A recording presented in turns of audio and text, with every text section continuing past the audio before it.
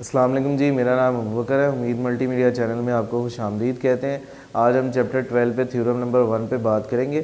Theorem number basically 1 जो है वो हमें इस बात पर जो है वो बताता है इसके जो माइनर आर्क है और अगर जो मेजर आर्क है, माइनर आर्क जो है वो बिल्कुल मतलब अंदाजे के मुताबिक अगर हम एक माइनर आर्क खींचे तो उसमें अगर आप एक मिसाल के तौर पर आप एक दायरा बनाते हैं और उसमें एक माइनर आर्क खींचते हैं, ड्रा करते हैं, तो माइनर आर्क ड्रा करने से जो इंटरनल एंगल बनता है उसकी मिकदार और जो एक्सटर्नल एंगल बनता है उसकी मिकदार वो दोनों आपस में डिफरेंट होती है।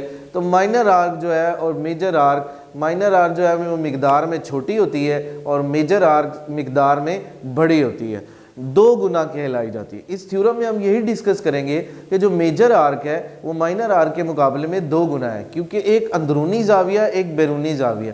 जो अंदरूनी जाविया है वो छोटा होता है और जो बैरूनी जाविया वो मिकदार में अंदरूनी जाविये से 2 गुना बड़ा होता है। ये बात हम इस थ्योरम में डिस्कस करेंगे माइनर और मेजर आर्क के लिहाज से, उसकी निस्बत से। थ्योरम नंबर 1 में आप देखिए एक सर्कल हमने ड्रा किया। इस सर्कल में ड्रा करने के बाद हमने इस सर्कल के अंदर इस तरह से एक आर्क खींची, इसका नाम ए है और इस पॉइंट का नाम सी है और दरमियान में सेंट्रल पॉइंट सेंट्रल पॉइंट को आप ओ से जाहिर करते हैं। इसी तरह थ्योरम की स्टेटमेंट में भी यही लिखता है गिवन में कि ए सी हमारे पास एक आर्क है जिसका सेंटर ओ है, यानी यही एक आर्क है, इसका सेंटर आपके पास ओ मौजूद है। अब इस आर्क से 2 एंगल बन रहे हैं, एक ए ओ सी बन रहा है जो इस दायरे का अंदरूनी जाविया है और इसी तरह एक ए बी सी बन रहा है जो इस दायरे का बैरूनी जाविया है। बैरूनी जाविये को आप सरकम एंगल भी कहते हैं और अंदरूनी जाविये को आप सेंट्रल एंगल कहते हैं। हमने साबित करना है कि ए ओ सी यानी अंदरूनी जाविया सेंट्रल एंगल वो मिकदार में बैरूनी जाविया उससे 2 गुना इक्वल है, 2 गुना मिकदार के बराबर है। अब इसका मतलब ये हुआ कि बैरूनी जाविया जो है मिकदार में 2 गुना है और वो बराबर है किसके, सेंट्रल एंगल के। ये हमने इस जो है वो थ्योरम के अंदर साबित करना है। कंस्ट्रक्शन में हमने क्या किया, हमने ये जो एक आर्क ड्रा की थी जिसका नाम ए और सी है, यहाँ से एक पॉइंट आया ओ, इस ओ को ए से मिला दिया और फिर नीचे ओ को डी से मिलाया और फिर सी से मिलाया, तो हमारे पास 6 एंगल बने।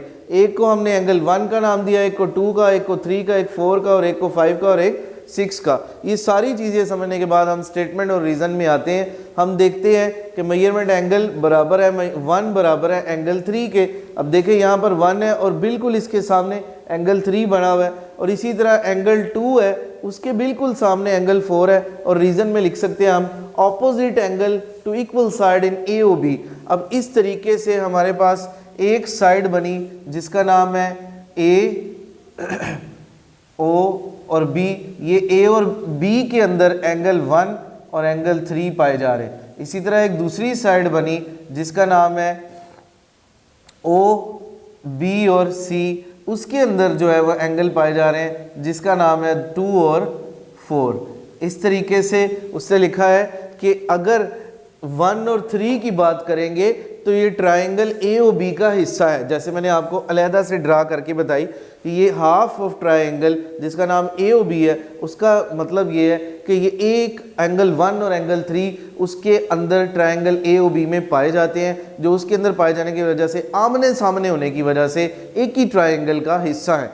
अब दूसरी ट्राइंगल का नाम है बी ओ सी जिसके अंदर एंगल 2 और 4 पाए जा रहे हैं। ये भी एक दूसरे के आमने सामने है, जो ट्राइंगल बी ओ सी का हिस्सा है। ये दोनों आपस में बराबर है। इसी तरह एंगल मेजरमेंट एंगल 5 बराबर है मेजरमेंट एंगल 1 के और एंगल 3 के। अब मेजरमेंट एंगल 5 जो है वो बैरूनी जाविया है और वो जिस ट्रायंगल के बाहर पाया जा रहा है उसके अंदर 1 और 3 पाया जा रहा है। अब देख सकते हैं कि ये ट्रायंगल 1 ए ओ बी के बाहर एंगल 5 पाया जा रहा है। तो एंगल 5 के बाहर पाया जाने की वजह से चूँकि एंगल 5 मिकदार में बैरूनी जाविया, स्टेटमेंट हम थ्योरम की स्टेटमेंट में पहले जिक्र कर चुके हैं कि बैरूनी जाविया मिकदार में 2 गुना होता है अंदरूनी जाविये के मुकाबले में। तो एंगल 5 जो है वो बैरूनी जाविया है और जो एंगल 1 और 3 उसी ट्रायंगल BAOB का अंदरूनी जाविया है। अब इसी तरह से सेंट्रल एंगल भी कहते हैं इसे। इसी तरह से BOC का बैरूनी जाविया एंगल 6 से, आप देख सकते हैं डायग्राम में 6 जो है वो बाहर पड़ा हुआ है और उसके डायग्राम के अंदर BOC में यानी 2 और 4 एंगल पाए जा रहे हैं। अब देखिए हम 1 और 3 इक्वेशन नंबर 1 और 3 को अगर हम कंबाइन करें तो हमारे पास मेजरमेंट एंगल 5 को हम ऐड कर दें, हम 5 मेजरमेंट एंगल 5 बराबर हो जाएगा measurement angle 3 plus measurement angle 3 के, यानी इक्वेशन 1 में जो है वो एंगल 3 पाया जा रहा है और इक्वेशन नंबर 3 में भी एंगल 3 पाया जा रहा है। 1 और 1 से एलिमिनेट हो जाएगा और मेजरमेंट एंगल 3 और मेजरमेंट एंगल 3 को आप सम कर लेंगे तो आपके पास 2 मेजरमेंट एंगल 3 आ जाएगा। अब इसी तरह मेजरमेंट एंगल 6 की बात करें तो हम इक्वेशन नंबर जो बच गई थी 2 और 4 इनको इकट्ठा करेंगे तो एंगल 4 और 4 आपस में ऐड हो जाएगा तो आपके पास 2 मेजरमेंट एंगल 4 बच जाएगा। अब ये जो मेजरमेंट एंगल 6 और 5 इसको इकट्ठा करें तो सेंट्रल एंगल बनता है। आप देख सकते हैं कि ये मरकज़ में पाए जा रहे हैं, एंगल 6 और 5 जो है वो मरकज़ में पाए जा रहे हैं। तो इसके मरकज़ में पाए जाने की वजह से हम इसको एंगल AOC का नाम दे सकते हैं, क्योंकि स्टार्ट में हम शुरू में ही कह चुके हैं कि AOC is the central angle, AOC is the central angle. तो हम एंगल 5 और एंगल 6 को चूंकि ये सेंटर में पाए जा रहे हैं इनको एंगल AOC का नाम देंगे। तो जब हम इनको AOC का नाम देंगे तो 5 की जगह 5 की वैल्यू जो भी हमने लगा ली है वो बराबर है 2 मेजरमेंट एंगल 3 के, वो लिखेंगे। चूंकि हम इनको सम कर रहे हैं फिर इस जगह भी प्लस का निशान डालेंगे और मेजरमेंट एंगल 6 की जो वैल्यू है 2 मेजरमेंट एंगल 4 ये भी लिखेंगे। इन दोनों में से 2 कॉमन आ जाएगा, अंदर बचेगा मेजरमेंट एंगल 3 और मेजरमेंट एंगल 4। अब देखिए मेजरमेंट एंगल 3 और 4 जो है वो बैरूनी जाविये है, उस लिहाज से इस डायग्राम के लिहाज से एंगल 3 और एंगल 4 जो है वो ABC ट्रायंगल ABC का जो है वो 2 गुना बनाते हैं। तो हम मेजरमेंट एंगल 3 और 4 की जगह एंगल ABC लिख सकते हैं, यानी ये ABC का हिस्सा है। एंगल 3 लिखा जाए या एंगल 4 लिखा जाए वो ABC यानी एंगल ABC का हिस्सा है। तो हम लिख सकते हैं कि ये एंगल 3 और एंगल 4 2 मेजरमेंट एंगल ABC के बराबर है। तो साबित हो गया कि मेजरमेंट एंगल AOC मतलब AOC से मुराद है सेंट्रल एंगल, मतलब एंगल AOC सेंट्रल एंगल बराबर है 2 मेजरमेंट एंगल ABC के।